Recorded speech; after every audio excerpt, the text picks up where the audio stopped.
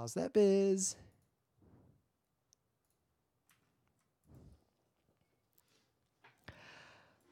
It's Wednesday, February 21st, 2018. I'm Rym. I'm Scott. And this is Geek Nights. Tonight, Devilman Crybaby. Meh.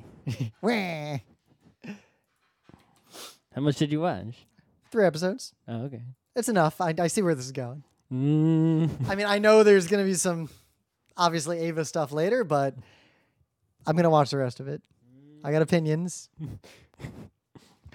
So I know it's a trope on the last decade plus of Geek Nights for us to comment on the weather and say things like, it's warm today, but it's warm today. It's February 21st. And it's what, 79 out there right now? I don't know. It's 79. It might be 69. My phone says it is 79. It might be 69.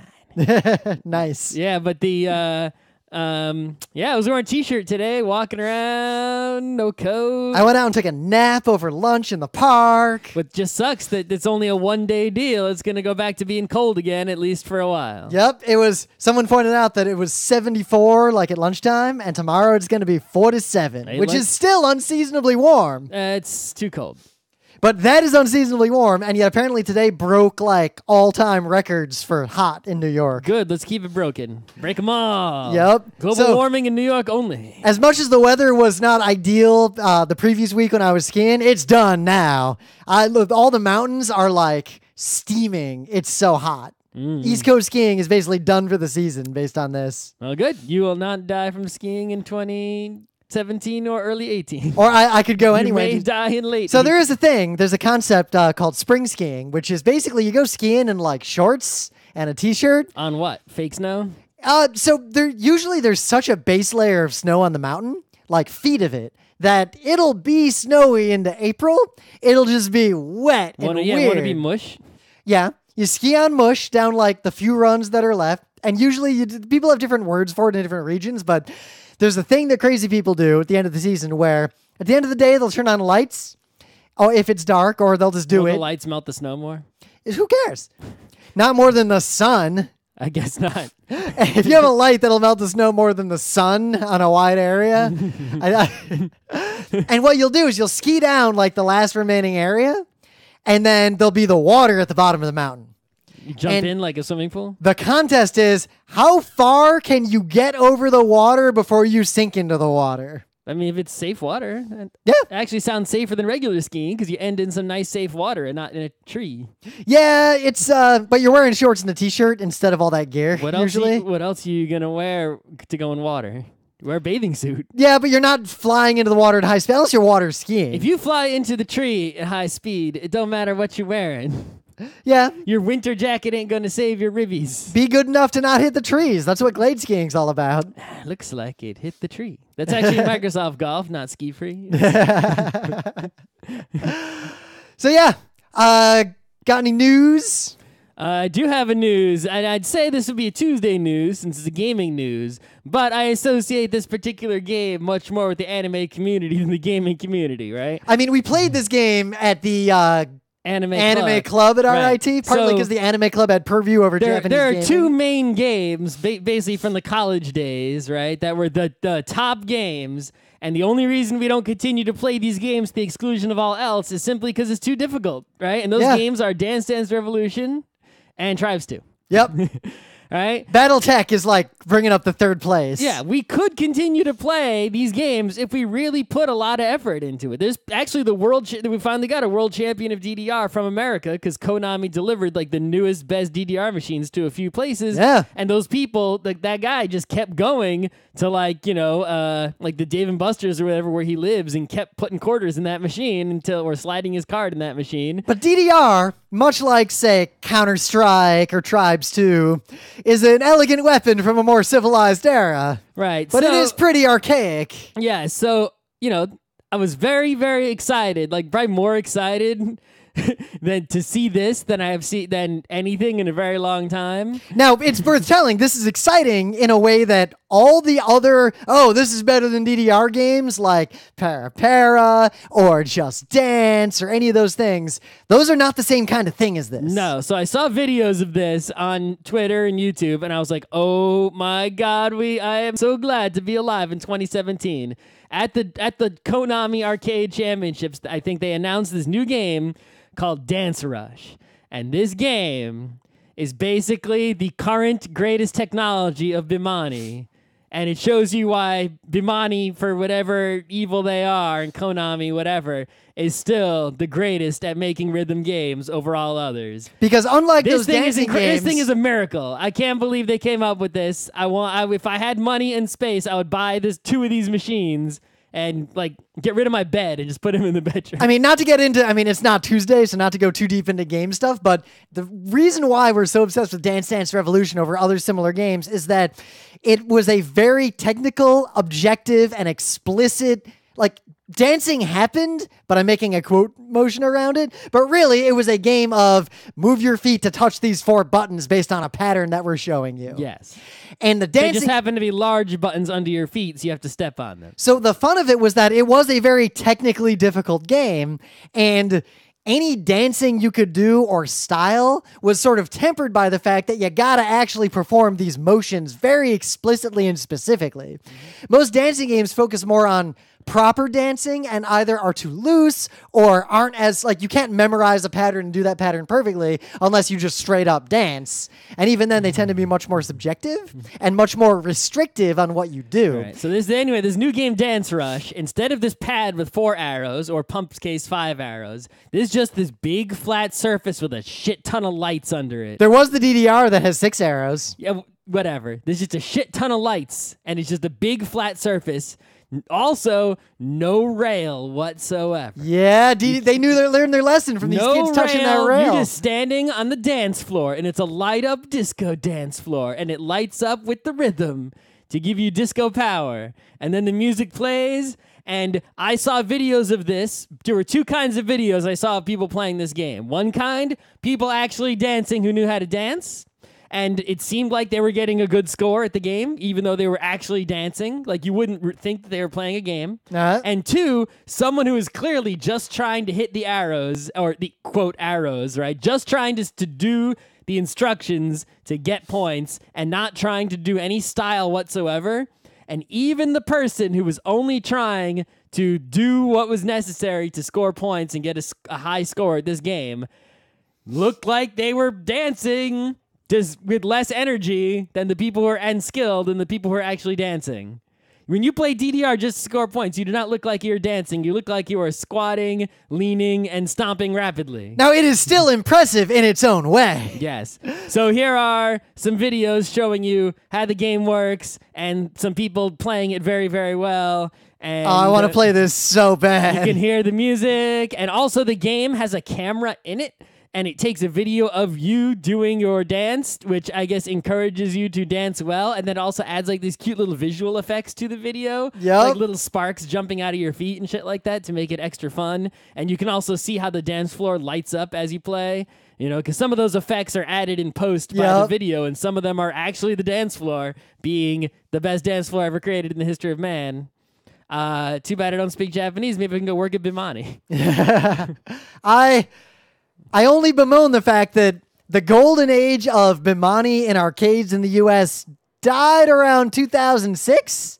So I don't know where or when we'll have an opportunity to play this. Magfest? Maybe. Actually, Magfest's DDR machines this year were a pale imitation of even the last 5 Magfests. What's really disappointing, right, is that all the DDR machines they had were these sort of bullshitty bootleg ones with crazy latency that barely worked. But something that's really disappointing actually in the rhythm game department is that getting into K-pop, these pump it up machines actually have they're updated with the newest K-pops frequently. And it's they get the music videos in there and shit, and it's whoa, if you like K-pops, suddenly all your favorite songs are in this machine, and it's constantly always a song comes out and it'll be in there right away. It's incredible, but the arrows that you have to step on are nothing like the actual official choreographies for those songs. And that's disappointing. Yeah, And well, because the tear down from that is the poppin' music of, just hit these fucking buttons. We're just making giant buttons instead of little ones. Hit them with your hand. Hit the buttons, and we're going to play a song you like. At least Beat Mania pretends to look like a DJ console. Yep. Oh my God! I just want to play this right now. I feel that feeling because you guys don't understand. I can tell just looking at it. This is the greatest dancing video game machine that has ever been created. There was an era as of 2018. There was an era where at one point one of our friends said, "Yo, I heard there's a DDR machine at some arcade somewhere," and we'd get in cars and go there to check it out, and it wouldn't be there. Because there was no way to know short of just driving there and looking. Yep. There was a rumor for like a year that the arcade in campus was going to get a DDR machine. And then one day... It got one. No, it got a broken fucking pump it up machine. Oh, right. Because I remember one of us wrote DDR on a piece of paper and taped it over the sign. Anyway. So in a very, very brief news... me and Emily will put the show on the Patreon because Scott didn't see it, but to give the summary, the TLDR version of my Geek Bite for Black Panther, it's my second favorite Marvel movie easily. It's real good, and you should probably see it even if you don't care about Marvel movies, have never seen a Marvel movie, never read a comic book, don't know who Spider-Man is, because it literally has no meaningful connection to the Marvel universe that you need to know to watch it. It is just an Afrofuturism extravaganza, and it's real good. All right.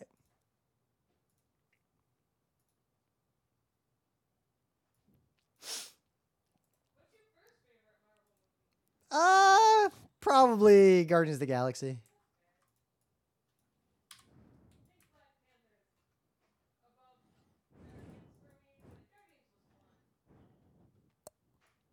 Bow, bow. But anyway, things of the day. So some of you who follow me on Twitter might have noticed that I did start working on that Utena analysis show again, because in the period where we weren't working on it, holy shit, do I get a lot of comments and messages on YouTube. They're like, hey, where's this? Like, is this coming back? And those videos are actually getting a lot of views. Mm-hmm. And also, when I started pre-production of the next episode, the episode that we're gonna do next is the one where Nanami turns into a cow. Moo cow? The Dona episode. Mm-hmm. It's probably the second most famous episode among weebs who are trying to tell people about how crazy Utena gets after the Curry episode. It's one of those Nanami episodes, and watching it for this analysis and doing the things, the Dona song, you've probably heard it. It's actually a pretty like long-standing, kind of famous folk song. It's in the show in Japanese.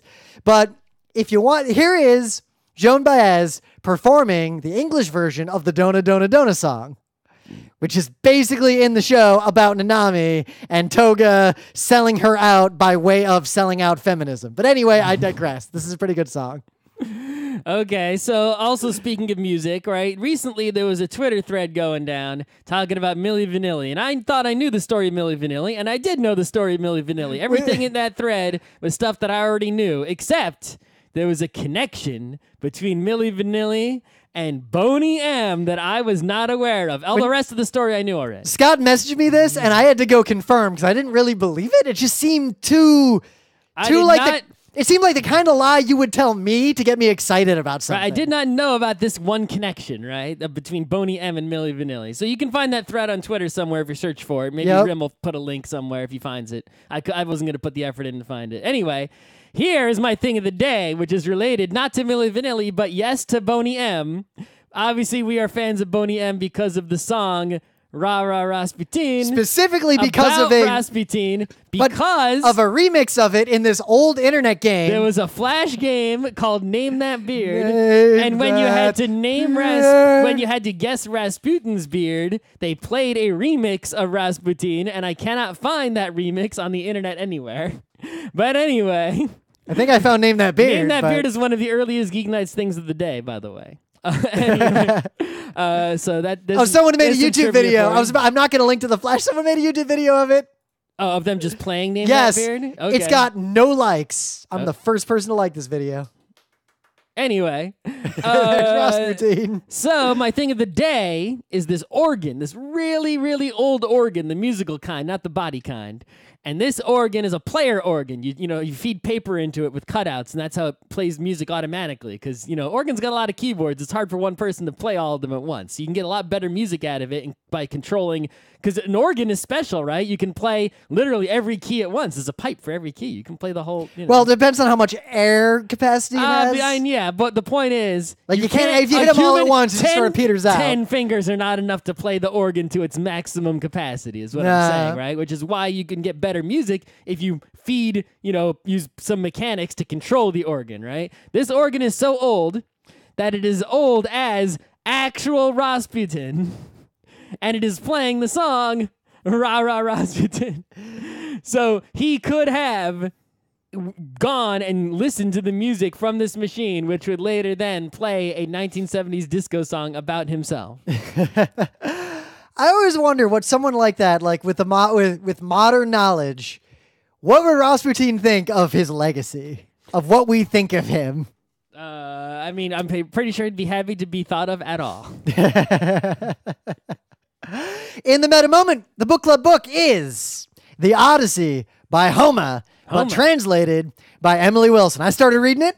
I read the introduction part. The introduction part is way good. Do not skip the introduction. You got it. When people be reading books, they're always skipping shit. The most notorious thing is people read Watchmen and don't read the not comic part. Yep. When you read a book, you got to read all the parts. You got to read the intro. You got to read the forewords. Wait, so Scott, you got to read the epilogue. When you read Homestuck, you got to read all those chat logs. That's why I just don't read Homestuck. Yep. When you read a Prince of Nothing, you got to read a glossary. Right? Yep. The problem don't is, I will admit, anything. I skipped over all the entries in the glossary that were so and so, man of the Yeah, at least had to look at them to skip them. Yeah. Anything that had more than a paragraph though got read. So and so, man of the circumfix. Or a glossary is on the borderline. You don't have to read a bibliography. You don't have to read an excerpt from another work by the same author that's basically just an ad. You don't have to read the table of contents, although that's not a bad idea. I guess you should probably read the dedication. It'll take you half a second. I've seen some long dedications. Don't read those. That's self-aggrandizement. It's usually the sign of a bad book, too. But the introduction in Emily Wilson's Please don't call me out on that. Odyssey is really, really good, and you'll miss a bunch of stuff that you wouldn't have thought about if you don't read it. Well, I mean, because, it's something that's ancient and studied, like, in Greek mythologies. I don't have Greek mythology knowledge background, so that intro is there to help me, read it with the eye of someone who knows at least something. Well, more importantly... Like, you go reading the Odyssey and you're like, what is Troy? Then it's probably not going to be the same. Yeah, well, I'm kind of assuming the average GeekNights listener at least knows that much. I'm more focused on... I hope you would. I hope so. But some people don't. You gotta at least know about Legolamnon. I love Legolamnon. That's my guy. But the context it gives that's important is sort of around why this translation is interesting and why the concepts that we ascribe to characters in an ancient story may not be necessarily correct to the way that story might have been read in its time. See also Shakespeare and how Shakespeare was actually performed. Otherwise, a bunch of our videos are on YouTube, including the Judge Anime by its cover for the winter season. Soon, an episode of... do some spring season. Yeah, soon the spring season. Because we did the winter one a bit late, so, the spring one... Let's see, we're maybe like halfway through the winter season already, so maybe like 6 weeks, 7 weeks from now, we'll do the spring season. Yep, soon we'll have a new 10 episode maybe 8 up. weeks, I don't know. We got a bunch of panels, like our panels from MagFest, panels from PAX South, and now we're going to be doing, at PAX East 2018 on Sunday morning, the 40 tabletop games you must play. We tried it out at MagFest. It was a crazy success. I'm changing the list. You make a clickbait title for a panel, they'll accept it. Get right on. Completely filled the room. The video, people are cheering. I guess if you do it at a panel with a clickbait title, it becomes a seat bait or a sit bait. Yep. Or I don't know what kind of bait, but whatever. If you're on stage, a masturbate. No. I mean, we're basically literally the panel is, hey, here's 40 games that we thought of. Yeah, but I mean, I think the thing is that rather than, you're just doing a list, right? It's sort of like, what's the point of coming to this panel, right? But the point is that we can use this, unlike other people who bait you just to get ad money, right? We're basically like, okay, we just make a vehicle to get asses in seats, and then basically when we talk about the games, We learn you something. we can basically each game, when we think about it for a second, be like, oh, here is the thing to actually learn quality content about this game. Yep. Let's go to the next game. Oh, this game has this clever mechanic. Let me teach you about it and why it is interesting. It's interesting watching the video of us doing the trial run at It's MagFest really too. less. It's on the one hand, the panel is like, here's a list of 40 board games that are really A+. You should play them, maybe, sort of. But really, what it is we're going to go down this list of 40 board games, and it's basically learn 40 lessons about board games. True. Right? That's what it really is. So yeah, we'll see you at PAX East, and follow us on YouTube and all our stuff. We do a lot of stuff. We got a lot of stuff going on. So we watched some anime. Scott watched it all the way through. I watched a bunch of the beginning, and I'm gonna watch the rest of it. Mm-hmm. Devilman Crybaby is making a big splash. It already made the splash. The splash is done splooshin'. But in terms of like Anna Twitter and buzz, it's one of those shows where it was all over the tweets. It was all over everything. It was a big deal. And now it's still a big deal, but no one's talking about it anymore. We've moved on. I still see people talking about it a lot in my Twitter. So here's the deal, right? There's a guy named Go Nagai. If you don't know who Go Nagai is, Go Nagai made, the biggest things he made at least, were Mazinger Z, Cutie Honey, and Devilman. Now, also other things, but those are the big three of Go Nagai. I saw Devilman, at least I like an old OAV. I've seen Devilman when I was a kid. I have seen some amount of Devilman and remember only the vaguest of details. There was Devil Lady too. Okay. But basically, I don't really remember it that well because it was literally, when I was a kid, I rented everything in Blockbuster in the anime section. So I saw a lot of shit like Harmageddon and Doom Megalopolis, and Devilman was just one of those things. And all I remembered from it was the guy with the weird batwing hair who fucking murdered the shit out of people. Right, well, I knew it was a dude who was also a devil, and he was fighting against actual devils, right? And had freaky Go Nagai bad guys, and was very sexy and violent, as Go Nagai things are wont to do. Yep. Right? And had it's sort of like this, it's sort of like this space in between where, Cutie Honey is like, sexy, adventuring, fighting, and Mazinger is not so sexy, but it is very violent and very like, oh, Mazinger, is he devil or, hero, this giant, incredibly powerful robot, right? And Devilman is right in between, right? It's sort of like the combo of the two. So Devilman Crybaby is a new series that is not it's not really a retelling or continuation of the old Devilman. What it is a 10 episodes TV OAV ONV. And Anime News Network actually introduced us to a new term just now, and they call it an ONA, which is original Netflix anime. Okay, so as far as I can tell, yeah, or original net anime. Yeah, because the deal is, OAVs. Well, it's basically a 10-episode OAV that happens to be only distributed online and not on a physical medium. So an OAV, if you were an anime fan in the early to mid 90s, or OVA, if you became an anime fan after that, was the term for anime that basically went direct to video, as opposed to being aired on network TV or getting a full theatrical release. Mm-hmm. So there was this era where there'd be a lot of really high production value OAVs that were short series of anime that were a distinct project. And there was another era of really fucking garbo anime that were a one-episode adaptation of the first volume of a manga. The equivalent of OAVs in the United States are Aladdin 2. Yeah, Disney sequels, right? They were direct-to-video movies. You could only get them by buying them. I like Return to Jafar. Fight me. You know what? I'll go with that. I remember that. I saw that. Yeah, anyway, I see you. Anyway. So Devilman Crybaby is interesting because if you just go by what people are tweeting about it, and you don't follow people who really know about anime and are kind of real about anime, you might get and you don't know anything about Go Nagai, you might have a very different impression about what the Right. show well, actually the other is. thing is that not only do you have to know about Go Nagai, the other important person here is Masaaki Yuasa. Ah. Right? So Masaaki Yuasa, you might know him from he did an episode of Adventure Time.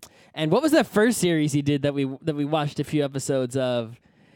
Basically, you can always tell a Masaaki Yuasa anime because it's stylistically like sort of off the wall and really unique. It's almost like the Picasso of anime, right? It doesn't look like Picasso, but it is sort of that unique and sort of, craziness, but also I can't. It's hard to describe. But well, I mean, we're going to see Lou over the wall on Friday. So. Yes, yeah, on Friday at the start of the New York International Children's Film Festival, they're showing Lou Over the Wall, which is also a Masaaki Yuasa joint. Yep. Right? What are his other director, screenplay, executive producer for that one? Yeah. What else has he done that I'm trying to remember? I mean, he's one of those people who does a lot of like key animation credits all over the place. Like since he started directing, he's done stuff. What has he done? I'm looking through all this. He did Mind Game, right? Game. Oh, Ping Pong. Yeah, Ping Pong, the animation he did. I forgot about that. I can't remember, but basically, he's the hot shit. Masaaki Yuasa right now. Right? Yep. And this is this is now the thing he's known for, right? It's like from now on, when people talk about Masaaki Yuasa, they're going to probably say, oh yeah, the guy who did Devilman Crybaby, Masaaki Yuasa, right? So Devilman Crybaby, you have to be prepared for a lot of sex, violence, and sexual violence. Yes. You also have to be prepared for it to be really weird and really gory and may not immediately make sense. If you are down with all of those things, you should definitely watch Devilman Crybaby. See, it's weird though, right? So there are definitely a lot of animes out there that don't make sense. Yeah, and there's a lot of anime that are gory and gross. Well, no, and they don't make sense from beginning to end, right? You watch the whole thing and you're like, that didn't make any sense. That was nonsensical, just mixed up, no pacing, no plot. It was just a bunch of random shit. Right? Yep. But Devilman Crybaby, it's hyper fast. Like things are happening constantly super fast with not a lot of Yeah, what was I saying to Emily? Most shows will base their beats in terms of like the physicality of action or like the reality of the situation. Like it'll pace itself at based on something in the real world, or at least the real world of the show or the narrative. But Devilman Crybaby just follows like the beats of the meta story it's trying to tell. Yeah. Like it's gonna skip to whatever the next interesting part is immediately, and there's as fast as possible. There is no exposition. They crammed a lot into 10 episodes, and even though it's going so fast, it's like, who's that? Oh, why's he got a gun? Oh, I guess he's a devil now. And even though it's going so fast and showing you all not a lot, as you like at first, it's sort of like you just have all these questions because they're showing you seemingly random crap, and then like it suddenly like comes together like as you get to like episode like later in the I'm not saying watch it to the end then it comes together. No, it's like towards the end of episode 1, 2, 3, the pace never slows down. It never shows you any more exposition, but suddenly these things going crazy fast without stopping really make sense and come together. Like, oh, now I know who that character is finally after seeing them the third time. Oh, now I see that those rapping guys are actually part of the story. It wasn't just oh my god, those rapping guys. Right, it's like in episode 1, these rapping guys show up, do this awesome rap out of nowhere, and like, why are they even on this dock? I thought it was background music at first, and then it like pans down and you see them there. And it's like, what the hell is happening? And then like they're there again, and they're there again, and then they have names, and then they're doing stuff, and it's like, oh, okay, now that they didn't have a scene where they're like, let's intro the rap guys. It's just sort of like they're there, we tell you nothing, but then soon enough, because you've seen them enough, now you're used to what their deal is, and you don't need an explanation, right? And it's sort of like that. The thing, if something does not need to be explained because it's not relevant, the show just ignores it. Mm-hmm. And as a result, the pacing is like take the maximum pace of Escaflowne, which is known for having a ridiculously fast pace, and just like quadruple it. That's what the show is like. Yeah. So, but as opposed to say, because you mentioned, Apocalypse Zero is a super gross, sexually violent, fucked up show, but it goes nowhere and says nothing. Mm-hmm. So the show sort of has these two halves, sort of ish. Kind of like the main character. Well, but anyway, so the first part is sort of like a more, even though it's very sexy and very violent, is has a little bit of Monster of the Week action to it, right? Where they'll be like, okay, he's Devilman, and there's demons about, but since he's Devilman, he's actually against the demons, and he's sort of hunting them down a bit, right? So in each episode, he sort of goes and finds some demons and fights them, and shit goes down a little bit, right? And the overall plot sort of the big plot doesn't advance too much in those early episodes. There is character development that occurs and things move forward, but like the big plot doesn't open up, right? And then I don't know, halfway-ish through, I don't know exactly what episode because I watched them all together, so it's a big blur. Like the big plot opens up, which is sort of like all these demons, where the fuck they come from, where's their plan, let's see what the terrible secret of space is, and then the very end, you got that opening sequence that looks like demons coming down on a planet, and then it sort of just cuts into the show. Right, so Rym's only seen 3 episodes? I saw the beginning out only. Of 10, right? I'm gonna watch it all though. 11, I don't know how many there are. I think there's only 10. Anyway, and at the end is basically the end is like Evangelion, basically, right? It has an Ava-like ending after, but it's sort of like, at least Ava also had that sort of robot of the week into the big plot, but the difference is that Ava was much more normal in the beginning, in like the first, 5, 6 episodes. Ava sort of tricks, like a lot of people who say they don't understand it. It starts out with a pretty straightforward, there's no giant robot. Right, this skips over all the straightforward parts and goes straight to the not straightforward parts. It starts with the elevator scene in Ava and then just immediately goes to end of Evangelion, and that's the first episode. I like Devilman because it evokes for me the weird violent shit that sort of introduced me to anime that I enjoyed.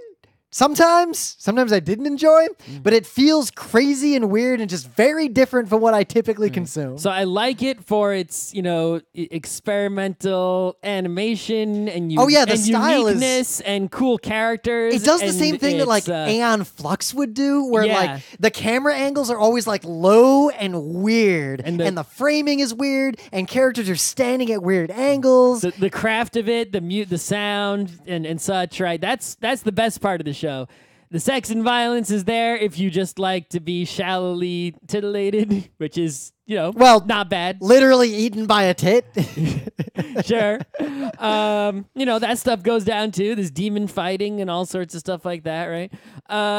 But, I can't give it say it's the best anime because it sort of has this terrible secret of space big thing going on, but at no point does it sort of capture my desire to know what the deal is or mystify me with its epicness, right? And I think that's actually a consequence of its speediness, right? It doesn't have time to make me go, feel the same way about it as I feel about ooh, what's under Nerve headquarters? Yep. Evangelion, the whole show, you're what's that thing on the cross? What's going on down there? They don't give you any time to feel the mysteriousness of there's no scenes of, walking while the cicadas play for 30 seconds, right? This would be if the first angel comes down in Ava and by the end of the episode, there's 50 Avas now. Yeah. So I feel if you want, this is probably one of the best animes this year so far. Or did it come out this year or last year? It's definitely one of the best recent animes, but I don't think it's for everyone. I don't know. It's not for small children. I do not know if people who are legit fans of the original Devilman would like it or not. What's really great, I don't know if you've seen these parts yet, where it actually... The original Devilman is an anime and manga that exists in the world. Because the kid keeps logging into his account and seeing the fucked up shit he's looking at, but also watches that video. Right. There's a kid, and the kid is a fan of the old Devilman show and has toys from the Go Nagai old Devilman and goes, and stuff like that. So it's it's imagine if there was a show called GeekNights, and in that show, this podcast existed. And the characters were not me and Rym, but they were also making a podcast called GeekNights. So there's a reason why everyone's talking about it. It's a show that is just very different from the sort of typical There aren't fodder. animes like this are not made frequently also, which is why it stands out a lot, right? And while it is evocative of that era of the like ultra-violent OAV in American anime fandom, because there was an era where that was a big part of like anime fandom here, it is also much evolved from that format with a modern sensibility and modern artistry that those shows often lacked. I mean, even, and even the parts of it that are literally just 90s violent anime, it's like, well, there aren't really a lot of those these days, so we could stand, you can, if you see some, genre or era of a medium, or whatever, that nobody is making more of, like, people are still making disco music, but if they weren't, you could make a disco song and probably do well. So that's what this is nobody's making 90s style violent animes, so you could do well to make one, and so they did. I mean, the closest thing that came to that evoking those feelings was actually the Castlevania ONA. But even Which is also a Netflix joint, but this is way better than the Castlevania anime. Yeah, and I like the Castlevania. Better. It was okay. Well, this is like 10 times better than that. Well, because it's one of those things where the creative forces behind it appear to be given full free reign to go as crazy as they like. Well, I guess Netflix just throws money at shit. I don't know what reason. And then Masaaki Yuasa just did what the fuck you wanted. But I guess there's a reason why everyone's talking about it. If you are okay with hyper gory violence and that kind of thing, this is probably worth watching. This is not the show to show someone to say, hey, check out what anime is. It is. It was in the 90s. There were a lot of people who were like, oh, check out what anime is, and that totally worked on them. It did. So if it's that kind of person, here's the thing to show them rather than showing them like Ninja Scroll. If you have a fan, someone you know who you think you could get them into anime with that weird old violent 90s crap, but that person is the kind of person who won't watch something old, this is your way in. Sure. But yeah, I'm going to watch the rest of it. I'm curious.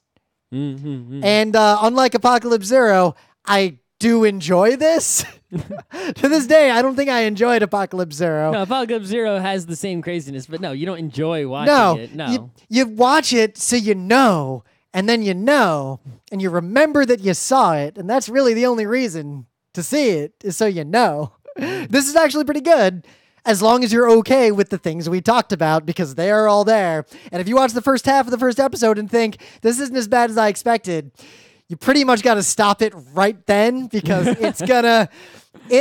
There's a part. You mean they get the to party? They get to the nightclub, and that's when shit goes down. The party starts a little bit devilish, and you think, really? All right, this is what everyone's freaking out about.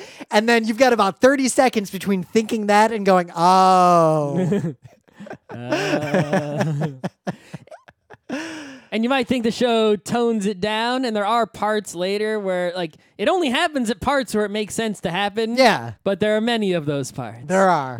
Devils like sex. There's demons and devils. They like sex and violence. I do like the bit when he comes out as Devilman to a bunch of devils, I think in the second episode, and they're like, oh, hey, dude, we saved some of this guy for you. And then he's like, I'll kill you. And all the other devils are just really kind of sad, like, oh, no. What's his deal? No. Come on, dude. All right. I think it was a good show. Oh, we had like 13 people watching this one live. Yeah.